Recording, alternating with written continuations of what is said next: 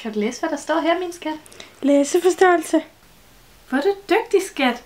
Så er du jo allerede færdig med lektierne. Det gik det hurtigt. Du er altså virkelig blevet dygtig.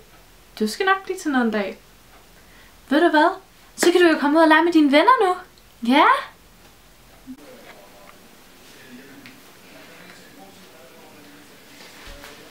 Så skat, så skal du så her. Værsgo.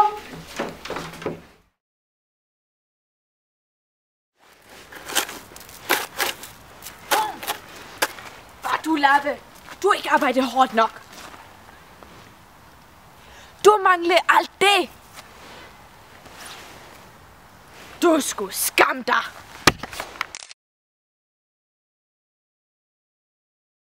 Lidt vores kvinde, og så kan du være med til at gøre en forskel.